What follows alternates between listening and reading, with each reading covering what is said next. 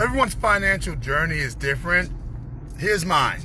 My mother and father did quite well financially. My dad, as many of you may or may not know, was a former state elected official.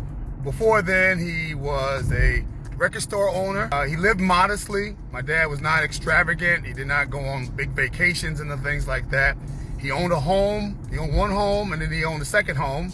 And so you would think that would set somebody up for retirement, set somebody up to be financially well off, but he was not. My dad had his pension when he passed away, Social Security on some level, and his assets. But there was not much in the way of generating generational wealth. My mother, likewise, had a high school diploma, never went to college, but went to secretarial school and worked for a number of companies. Finally finding her niche, if you will, in housing management. She worked like a dog. My mother got a new car every 3 years with a phone in it back in the day. College for me was paid for by my dad. I paid for law school on my own, but my mother got a car for me when I was a sophomore in college. I went to private school. We were in better condition than most.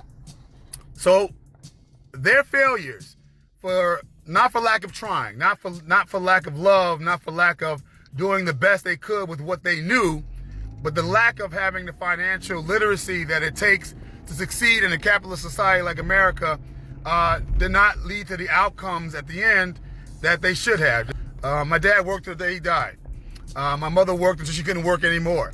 And recognizing that need to want to have a different outcome, but knowing that you have to plan for it, that you have to work towards it, to use, as Dave Ramsey said, you have to use gazelle-like ability to get away from debt and to have the kind of future, led me on my journey to try to find ways, even at this late stage or the beginning of the late stages of my own life, right, to be able to secure as much financial security and stability as I could for myself, for my retirement, for my kids' college, for their education even before college, for trips abroad to broaden their horizons, for education, for generational wealth creation.